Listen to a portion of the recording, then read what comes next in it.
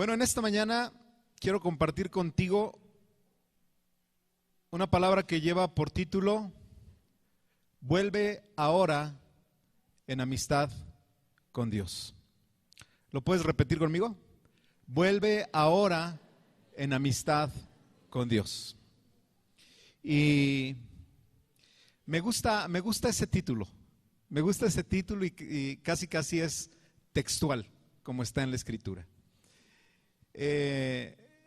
Cuando nosotros nos vemos en la congregación, a veces pudiéramos asimilar, ¿verdad?, nuestras reuniones o el vernos como a veces, como la familia a veces se reúne. ¿Cuántos hemos tenido eventos familiares, verdad?, donde de repente hay un conflicto, hay una pequeña fricción entre algunas nueras, ¿verdad? A veces como que no se pueden ver. Primos con primos no se pueden ver. A veces nuestro corazón está de alguna manera resentido con alguna persona. Muchas veces cuando llegamos a la iglesia, cuando llegamos a la congregación, habrá gente que viene porque se siente obligada o se siente comprometida. A veces estamos peleados, déjame decirte, esta es la palabra. A veces estamos peleados hasta con Dios, que sería lo peor de todo, ¿no? Digo, a lo mejor no puedes ver bien a un hermano, te la paso, Dios te hablará en su momento. Pero estar peleados con Dios. Este tema de esta mañana atribuye a Job. ¿Cuántos conocen un poquito de la historia de Job? Dice la Escritura que él era un hombre justo delante de los ojos de Dios. Y bueno, Dios permite que su vida, que la vida de Job pasara por un proceso de prueba, ¿verdad? Para que la justicia, el amor mismo hacia Dios pudiera aflorar. Entonces, tú conocerás que Job, bueno, pierde propiedades, pierde ganado, pierde hijos, pierde tantas cosas, pierde mujer. ¿Qué tantas cosas no perdió? Digo, no perdió mujer, ¿verdad? Pónganse abusados. Perdió tantas cosas. Sin embargo, la vida se acerca a un amigo de él, un amigo de nombre Elifaz, y comienza a exhortar a Job y le dice, quizás como si tú tuvieras algún buen amigo: oye, ¿por qué te está yendo tan mal? ¿Qué has hecho? Comienza a llamar la atención a Job, así como diciendo: has dejado desamparado al hambriento, has quitado el cobijo de alguna persona que anda por ahí en la calle. ¿Qué has hecho? Y vienen entonces aquellas palabras que quiero que vayas conmigo al libro de Job, en el capítulo 22. En el capítulo 22,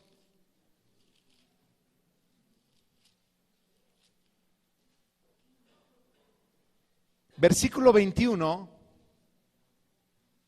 Fíjate cómo le dice este amigo, quizás como para tratar de ayudarle, o en su ignorancia, porque él no conocía cuál era el motivo por el cual Job estaba pasando, comenzó a tener algunos prejuicios hacia él, pero viene una recomendación bien importante. Le dice: vuelve ahora en amistad con él y tendrás paz.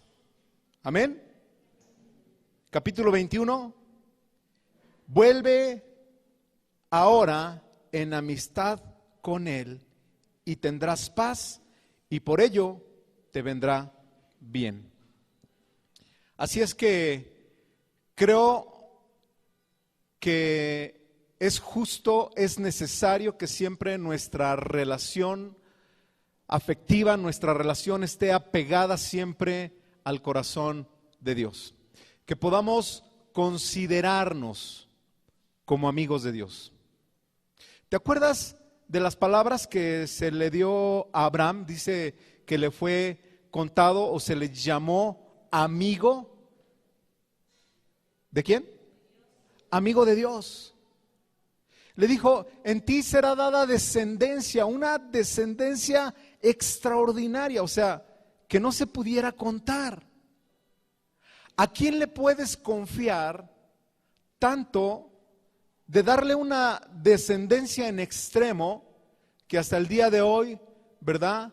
A veces cantamos o cantábamos algún cántico, nuestro Padre Abraham, nuestro Padre Abraham. ¿Cómo dice ese cántico viejito? Tiene muchos hijos nuestro Padre Abraham. Y dices, uno de ellos soy. La fe que llegó a Abraham, ¿verdad? Fue transmitida, ¿verdad? No solamente en fe, sino que en las mismas generaciones se fue procreando generación a generación a generación, y ahora hay una infinidad de gente que ha descendido de los lomos de Abraham. ¿A quién le confías algo como eso? No puede ser al vecino, no puede ser a tu enemigo, tiene que ser a un gran amigo. Para que Dios confíe sus promesas a nosotros, has abierto la palabra del Señor, has visto cuántas promesas hay, tan ricas, tan extraordinarias. Y para que eso pueda ser confiado a nosotros, tenemos que apegarnos al corazón de Dios, buscarle como un amigo para que aquello pueda fluir. ¿Ok? Entonces vuelve ahora en amistad con Dios. Amistad es una relación de afecto entre dos personas que muchas veces puede rebasar la afección familiar. Ejemplo, tienes ahí a un David y a Jonatán. El afecto, la amistad que tuvieron ellos fue tan estrecha, ¿verdad? Que casi, era una amistad tan íntima, tan profunda, ¿verdad? Que se amaban con un amor extraordinario, dice la palabra. La amistad muchas veces va más allá de la afección familiar, y por eso es que cuando Jesús estaba en la cruz, ¿verdad? En aquel madero, ¿verdad? Y andaban buscando a Jesús y le dicen, tu madre y tus hermanos te buscan. ¿Quiénes son aquellos sino los que hacen la voluntad de mi Padre? Hablando de que aquella amistad va más allá, más profunda, y realmente para muchos se convierte, el ambiente congregacional se convierte en nuestra familia.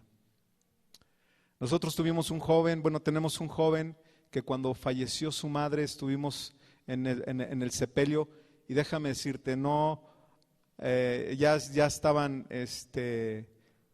incinerando a su mami. Bueno, por otros asuntos ni siquiera yo le recomendé incinerarla, fueron decisiones que tuvo él y otra persona, pero hasta el momento no había llegado nadie de su familia. Él contaba con su familia, que éramos nosotros. Dijo, pastor, con eso yo estoy más que satisfecho, con que estén ustedes. Y llegamos a considerar a parte de la congregación, o a gran parte de la congregación, como nuestra familia. ¿Así lo consideras tú? Aquel que tiene el llamado, aquel que busca, aquel que hace a la voluntad de su Padre. Reconcíliate con Dios, le está diciendo, vuelve en amistad con Dios, reconcíliate con Él. No seas más un extraño para con Dios. Yo te mencioné hace rato y puse esa comparación con la familia natural, y es que es cierto, a veces estamos peleados, a veces nos falta una reconciliación con Dios. Estamos en algún lugar, pero realmente no hay amistad con Dios. No existe esa amistad con Dios. A veces estamos resentidos por algo porque las cosas no están caminando como nosotros quisiéramos.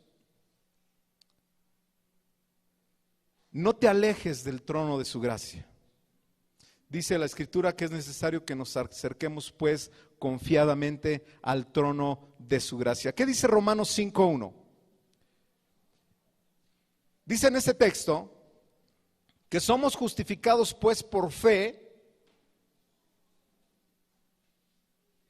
y tenemos paz para con Dios por medio de nuestro Señor Jesús. Ligándolo al texto que está en Job, dice, vuelve ahora en amistad con Dios y tendrás paz. El Nuevo Testamento nos habla que también la relación o esa afectividad con nuestro Señor nos va a llevar a un proceso de paz. La paz que el mundo no da, es cierto. ¿Qué hace el mundo hoy en día para tener paz? ¿Qué hace? El que tiene mucho dinero, para sentirse que tiene paz en él, a lo mejor invierte mucho en seguridad. Pone protecciones en su casa y vuelve a poner otras protecciones y otras protecciones, alarma y unos cuantos perros por ahí para que ladren en la noche. Porque se siente inseguro, no hay paz en su corazón. Él teme, hay temor de que vayan a robar o vayan a quitar lo que le pertenece. Cuando nosotros estamos apegados a Dios, y dice la Escritura, que nos acerquemos a ese trono, justificados pues por la fe, tendremos paz para con Dios por medio de nuestro Señor Jesús. ¿Sabes? Cuando tienes la paz, nadie te la quita. Tú la entregas y pones aquella paz en manos de otra persona. O pierdes esa afectividad con Dios. Cuando nosotros volteamos a otro lugar que no es el correcto, cuando perdemos la dirección de Dios, dice la Escritura, puestos los ojos en Jesús, el autor y consumador de la fe. Cuando nosotros volteamos y ponemos la mirada en otro lugar, vamos a perder nuestra paz. Qué importante es poder decirle al Señor o a Dios que no solamente es nuestro Rey, sino que le puedas decir que también es tu Señor, en el sentido de que nosotros nos ponemos como esclavos delante de Él o siervos. Es muy bonito levantar las manos y adorar y decirle, mi Rey, te adoro, pero cuando lo reconoces como tu Señor, te estás poniendo en una condición de siervo. Y el Señor, aquí estoy para someterme a ti. No podemos tratar de eludir las normas o lo establecido por Dios. Fíjate, alguna ocasión llegó una chica que nos visitaba de otra congregación, decidió reunirse con nosotros y cuando empezamos a ver su vida, pues tenía una vida totalmente en desorden, andaba en yugo desigual, no se habían divorciado, y o sea que estaba en super yugo desigual, si te puedo dar la expresión así. No se habían divorciado, les dijimos cuál era el orden de Dios, y me dice, pastor, es que en la congregación donde nosotros estábamos hacemos guerra espiritual y subimos a los montes y oramos y reprendemos demonios y hacemos esto y aquello. Entonces yo me asombré y le digo, oye, es que la Escritura tiene otro orden. El orden de la Escritura, cuando hablamos de sometimiento, dice, someteos pues a Dios. Ese es el primer orden. Y luego dice, resistir al diablo y huirá de ti. Pero si no nos sometemos a Dios, ¿cómo nos vamos a poner a hacer guerra espiritual y a ir a echar demonios fuera? Capaz que se te trepa uno encima, ¿verdad? Y sales todo endemoniado de aquel lugar. Qué importante es primero entonces someternos al orden de Dios. Por eso es que este hombre le recomienda, dice, pon la ley de Dios en tu boca y guárdala y atesórala.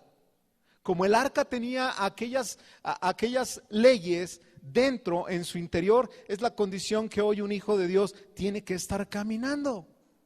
Es someternos primero a Dios. Y luego resiste al diablo y a todos los que vienen detrás de él, huestes espirituales de maldad, demonios y lo que tú quieras, dice, y huirán de ti. Amén. No los veo muy convencidos.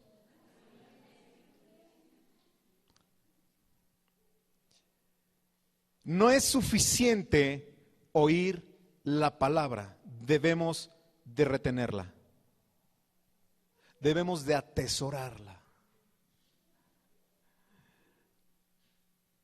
No es suficiente escuchar la palabra. Es bueno, pero no es suficiente. Dice Proverbios 3:18.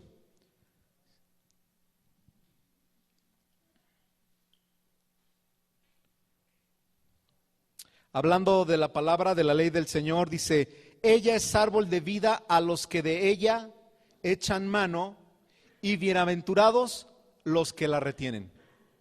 Cuando la palabra de Dios llega a nuestra vida y la abrazas, ¿verdad? Acoges la palabra de Dios como una bendición para ti, la retienes, te dice la Escritura que eres una persona bienaventurado. Es árbol de vida a los que de ella echan mano, y bienaventurados los que la retienen. ¿Cuál es el promedio general del coeficiente intelectual? ¿Alguien lo sabe? Anda por ahí, arriba de 120 y tantos, 130, eres un superdotado, ¿no? Después en 130 eres una persona inteligente. Hay por ahí de 120, eres una persona con un coeficiente intelectual normal. Yo nunca me he hecho una prueba de un coeficiente intelectual, pero te puedo decir que me falta cabeza para grabarme textos. ¿A ti te falta cabeza para grabarte textos bíblicos? Entonces estás igual de frito que yo. No andamos en los superdotados. Pero déjame decirte una cosa, que cuando escuchas la palabra, llega a tu mente y la bajas en tu corazón, quizás no te acuerdes del texto, pero sabes, queda grabado una ley de Dios en tu corazón. Queda grabada. Tú sabes, hay una intuición por parte del Espíritu Santo que constantemente nos está dictando qué es lo correcto, qué es lo incorrecto. Y yo me he encontrado amigos, ay, hermano, como dice el texto aquel que dice así, como que, le digo, pero bueno, entonces si no te lo sabes, parafraséamelo. Bueno, pues dice más o menos así, porque la ley cayó en su corazón, la entendió. Creo que muchos somos así, ¿verdad? Andamos en el parámetro medio. Si alguien ande por debajo, levante su mano, no la vas a levantar, seguro.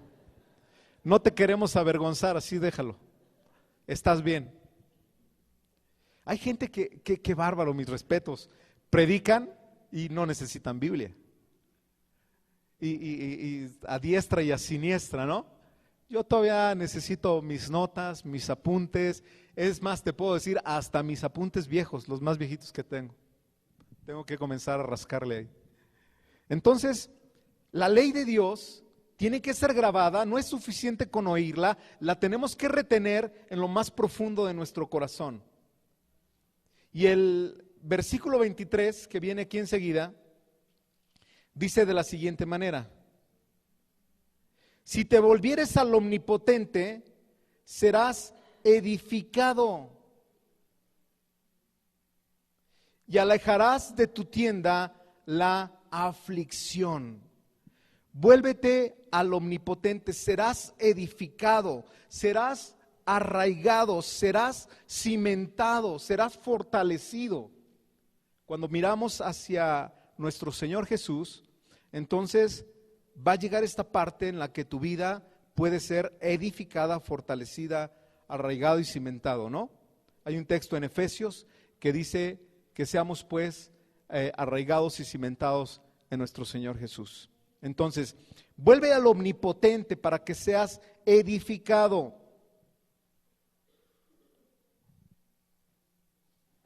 Cuando somos edificados en el Señor, entonces vamos a tener una conducta de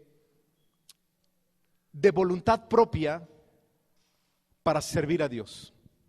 En la mañana estábamos viendo un tema que se titula, ¿cómo se titula, Mariano? Ya Luciano, ahora Mariano. A ver, los que estuvieron en la mañana ya. El centro de tu vida. Y hablábamos del corazón. Cuando ese corazón está bien cimentado, esté cimentado o no tu corazón es el centro de tu vida y va a determinar tu carácter, tu voluntad, tus pensamientos y tus decisiones. Bueno, ahí repetí voluntad con decisiones. Pero el centro de tu corazón va a dictar aquello. Es obvio que cuando nosotros estamos apegados al Señor y le consideras como un amigo, tienes que hacer las cosas que tus amigos hacen, ¿o no? ¿Cuántos tienen amiguitos que sus amigos tienen, que sus hijos tienen amigos en la escuela y de repente tu niño ya está adoptando costumbres que tú no le has enseñado en casa, sino que el amigo las hace? ¿A cuántos nos ha costado trabajo esa área con nuestros hijos? A todos.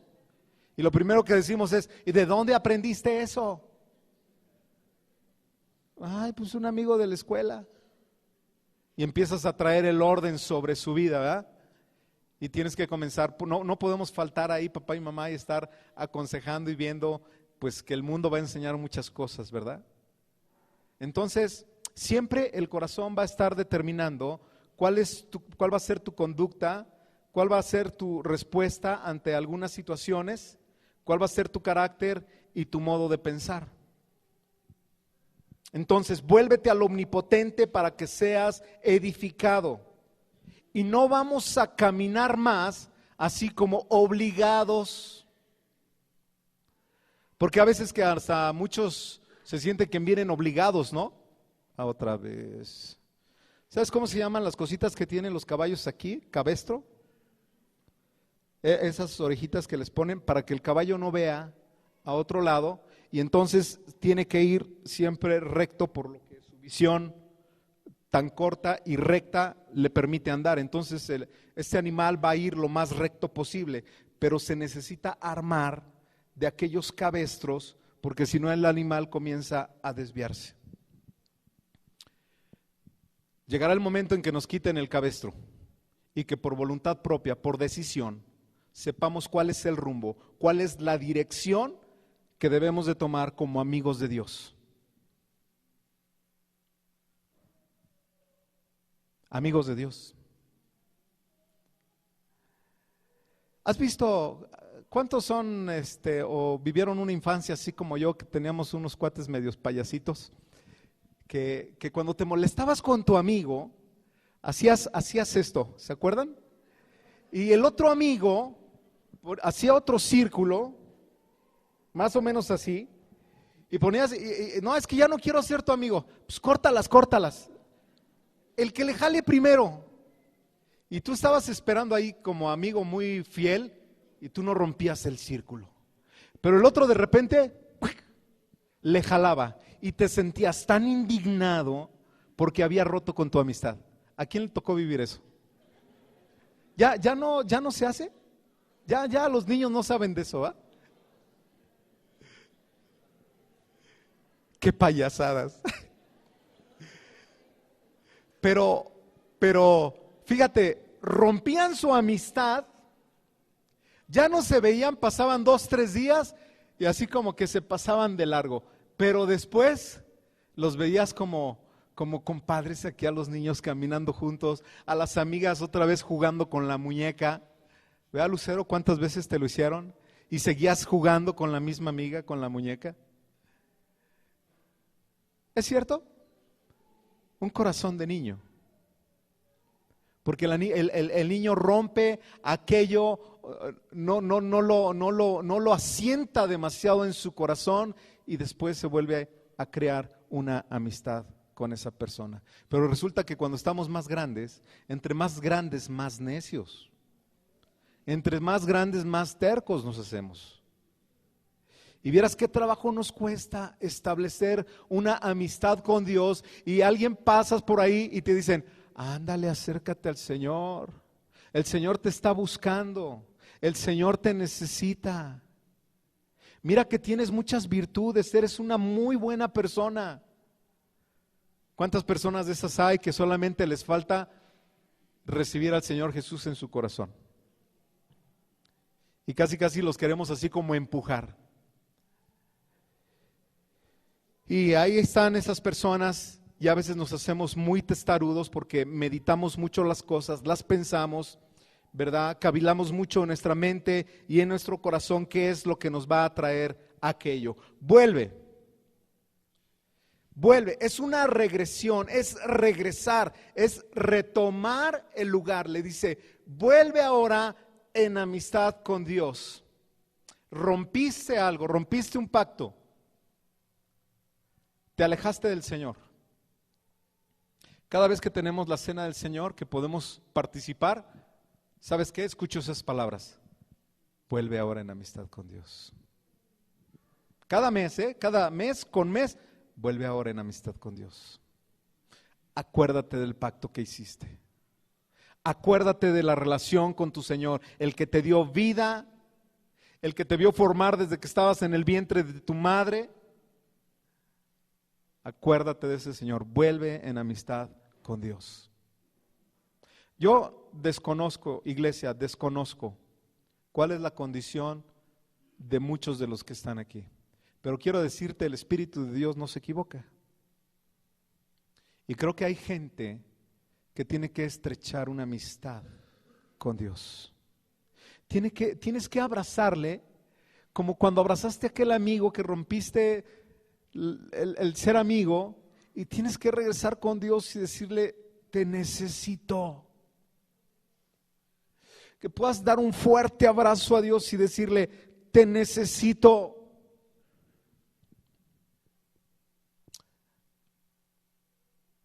Necesitamos regresar con esa amistad con Dios. No nos hagamos de oído sordo. Quiero pedir al Espíritu Santo que siga trabajando esta mañana, que siga haciendo lo suyo y que cautive corazones.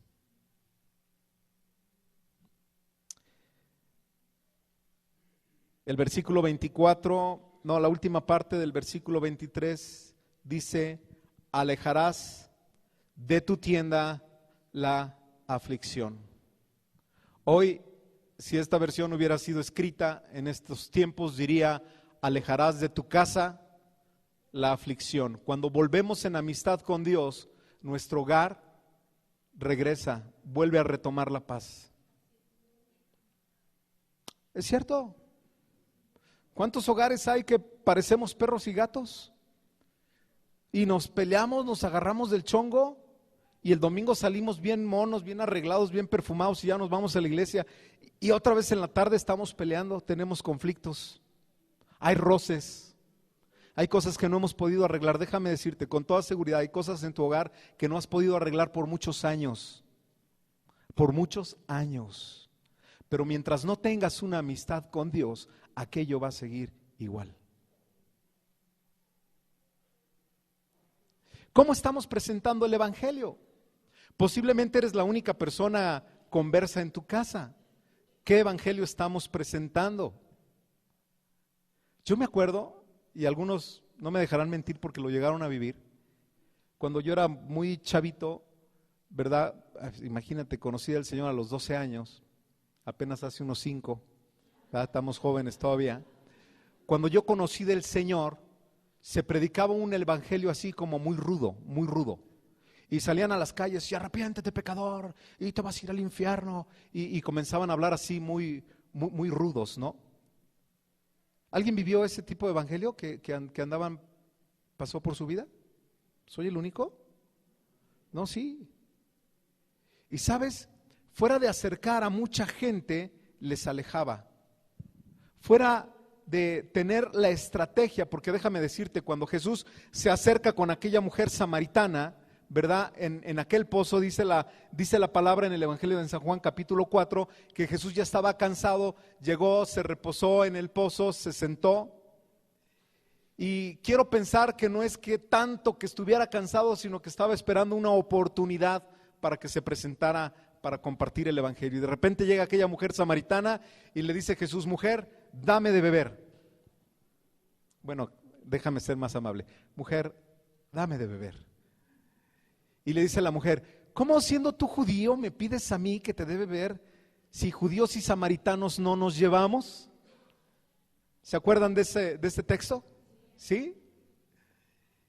Y Jesús empieza a presentar una palabra inteligentemente. No le fue a decir a la samaritana, mujer samaritana, eres una pecadora, arrepiéntete. No fue la condición en la que llegó Jesús así. Es cierto, la mujer vivía en pecado. Si tú sigues leyendo esta historia, dice que había tenido ya 5 hombres y con el que vivía no era su marido. O sea que le gustaba cambiar de modelo. No, hoy sería el modelo 2013 y el 14 otro nuevo, porque hay que, como dicen, tira lo viejo y vendrá lo nuevo. Entonces, Jesús se presenta con aquella mujer y le dice: mujer, si supieras quién es el que te dice, dame de beber, ¿verdad? Le dice, tú le pedirías y él te daría agua, ¿verdad? Que va a saciar tu vida. Y la mujer le dice: ¿qué? ¿Tú eres mayor que nuestro padre Jacob, que nos dio este pozo? Y la palabra de Jesús sigue tan fiel, tan amigable, tan apacible, así que cautiva el corazón de aquella mujer. Empieza a inquietarla, a ver qué palabra tan exquisita o qué agua tan exquisita le está presentando Jesús, que despierta su atención. Fíjate que cuando tú salgas a compartir el evangelio, Dios te debe de dar estrategias para que tú despiertes la atención en la persona.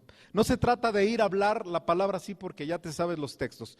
Tienes que salir con la estrategia de salir a despertar la atención en aquella persona que se interese por lo que tú tienes. Si no, no estás haciendo ningún trabajo fiel. Estamos haciendo parte. Pero cuando la persona se interesa, en este proceso de nuestro Señor Jesús puedo ver el evangelismo más perfecto. Jesús preparó algo, fue el asunto del agua. Después despierta su interés y termina llevándole a la convicción. Cuando aquella mujer le dice: dame de beber, dame de esa agua. ¿Cuál fue el resultado de la presencia de nuestro Señor Jesús? Él sabía que ella estaba tan separada de Dios. Ella no era ninguna amiga de Dios, era una pecadora. Dí conmigo: pecadora, ingrata, pérfida, mujer de tantos hombres. ¿Qué se merece? No me lo digan. Pero Jesús llega con amor. No le llegó ni ofendiendo ni reprendiendo. Jesús llega con amor y le dice: ¿puedes llamar a tu marido? No tengo. Bien has dicho. De los 5 que has tenido, ya ninguno es, y el que tienes, tampoco. Eres una mujer sin compromisos. Y Jesús llega con esa preparando la palabra tan especial, que llega a convencer a aquella mujer de establecer una amistad con Dios. Por eso es que si en nuestro hogar, yo te decía, a veces estamos peleados, ¿sabes qué debemos de procurar? A nuestro cónyuge, debes de procurar a tus hijos. No en balde dice la Escritura: padres, no exasperéis a vuestros hijos. Hijos, honren a sus padres. Les está hablando de que por favor agarra la onda y vamos a llevar todo en armonía. Busquemos la paz con Dios. Dice: y vendrá paz en tu tienda, vendrá paz en tu casa. Pero si yo quiero hacer mi santa voluntad, que de santa no tiene nada, entonces no vamos a llegar a ningún lado. Dice: vuelve, regresa. Santiago 4:4.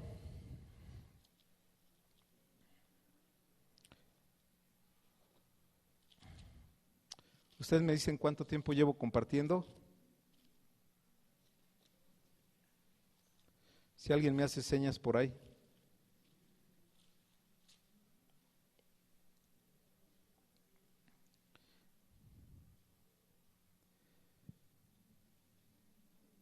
Dice: oh almas adúlteras, ¿no sabéis que la amistad del mundo es enemistad contra Dios?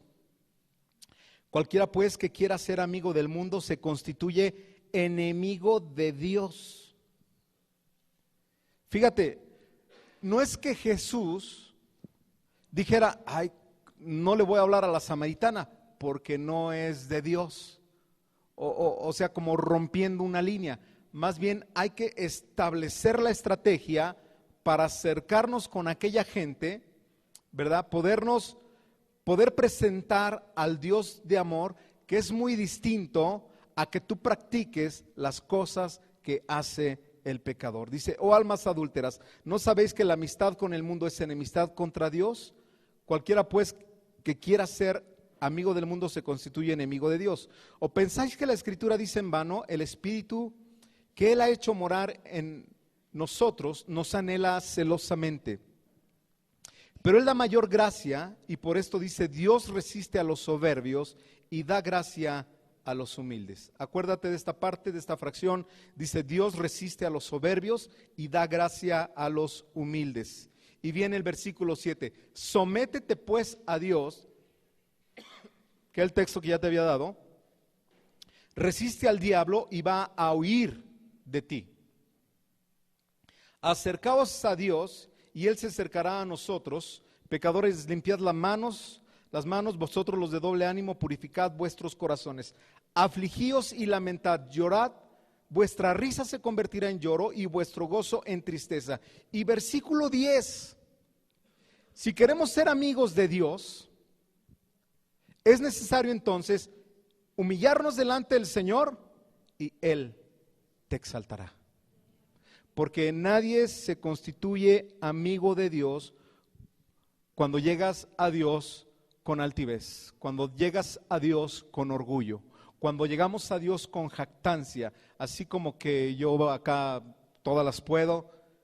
Dice, no es la manera. Dice, humillaos delante de Dios y Él te exaltará. Fíjate qué contrario a lo que el mundo hoy hace. ¿Cómo presume el mundo de sus amistades?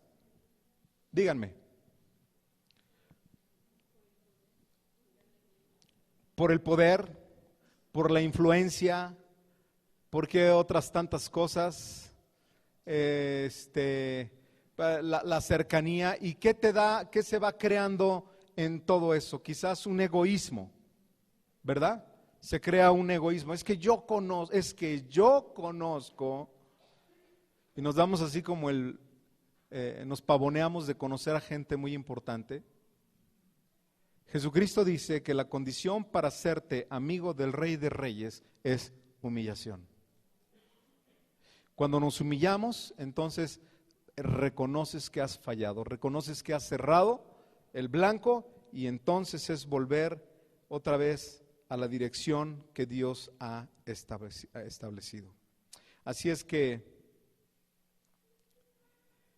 volvamos hoy en amistad con Dios, y cuando nos hacemos amigos con Dios es dejar de hacer aquello que te aparte de Dios, ¿ok? Dejar de hacer aquello que te aparte de Dios. Era lo que Jesús le quería decir a la samaritana, que no pecara más, que no siguiera tomando más esas decisiones en su vida, que aquello estaba rompiendo su relación con Dios. Podemos tener una decisión de estar aquí, pero no pequemos más. La palabra de Dios es bien clara. Dice la Escritura que en cuanto más abunda el pecado, más abunda la gracia, pero no es para seguir pecando para tener más gracia de Dios. Es para que en ese momento sea cortado y no pequemos más. Así es que si caminas diciendo ser amigo de Dios, tenemos que aborrecer lo que Él aborrece. ¿Lo crees así? De esa manera podemos alcanzar, si tú quieres, una Magdalena, una samaritana, un leproso, un ciego. Seamos amigos. Y quiero terminar con esta parte. Quiero pedirte que vayas conmigo al Evangelio de San Juan, capítulo 5.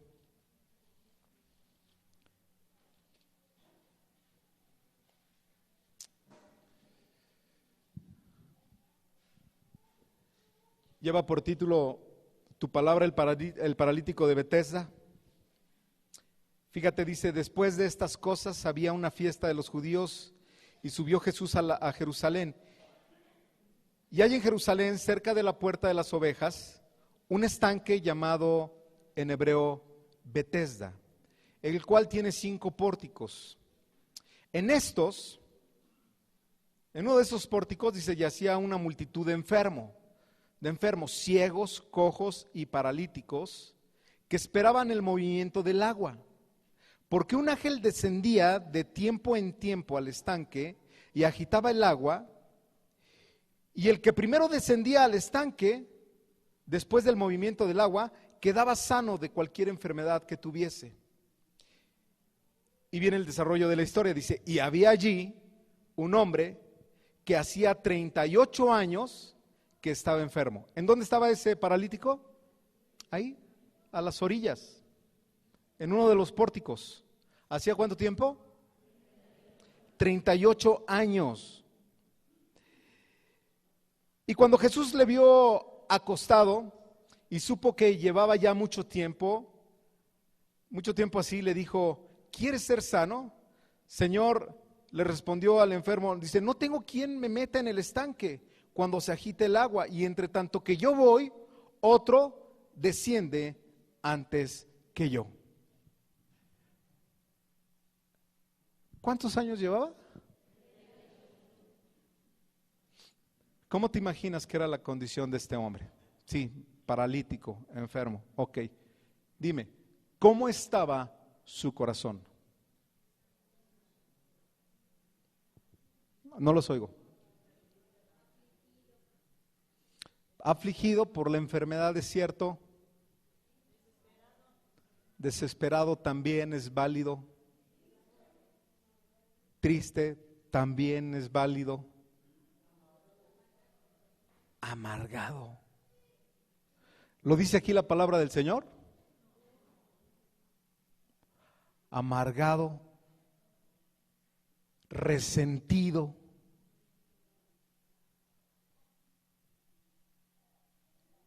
Tenía un conflicto enorme este hombre. Fíjate, ponte a pensar en esto, porque hacía 38 años que estaba en ese lugar. Y vamos a pensar que el estanque estaba a unos cuantos metros, pero no tenía ningún amigo, no tenía a nadie que en 38 años hubiera podido haber establecido una amistad con aquella persona y decirle, oye amigo, me echan bolita y después de que se agite el estanque me avientan. Te garantizo que aquellos amigos lo hubieran hecho. Pero era una persona amargada, resentida, quizás con orgullo, no tenía amigos. Y la puerta de la salvación, la puerta de salud, estaba a unos cuantos metros de su vida. A veces la puerta de salvación, la puerta de salud, la puerta de restauración a mi vida, la restauración para mi familia está a unos cuantos metros. Pero si ni siquiera soy amigo de Dios, por favor, ¿cómo va a venir esa restauración a mi vida? ¿Cómo le puedes decir a alguien, ayúdame? Si ni siquiera somos amigos de Dios, somos tan aborrecibles. Y a veces caminamos con ese orgullo, con esa dureza, con nuestro rostro endurecido, como si toda la amargura del mundo hubiera caído sobre ti. A veces algunos brothers que caminan como si fueran el pípila acá y van haciendo su cara de pujido y sufrimiento porque traen todas las angustias del mundo encima. Cuando Jesús dice, echa sobre mí tus cargas, que yo te haré descansar. Entonces, iglesia, cuidado. No en vano dice la Escritura, vuelve ahora en amistad con Dios y tendrás paz con Él. 38 años sin hacer amigos. ¿Cuál era su condición como persona? Estaba solo. Di conmigo, solo. Solo. Cuando nosotros no tenemos amistad, cuando tú eres quizás un poquito o un tanto hermético a tu estilo de vida y queremos aislarnos siempre, cuidado, podemos terminar solos.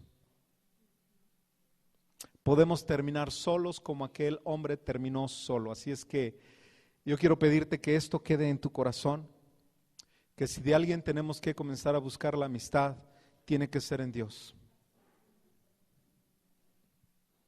Mira, ayer tuvimos una reunión así muy casual y de repente en aquella reunión nos encontramos, híjoles, pues que, Pati, ¿dónde está Pati? o Maru? Ya están. ¿Cómo cuántos nos juntamos ahí de los edecanes antiguos que andábamos edecaneando aquí en aquel entonces?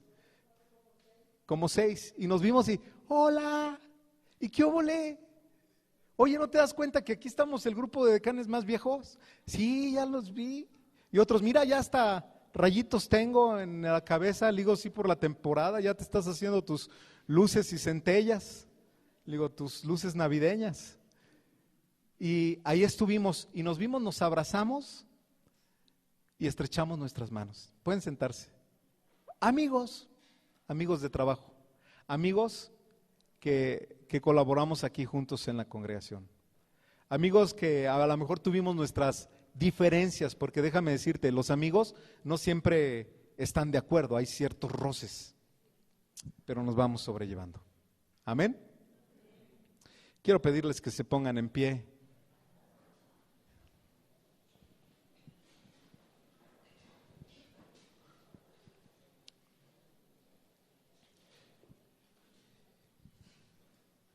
Y no sé si puedas levantar tus manos al cielo.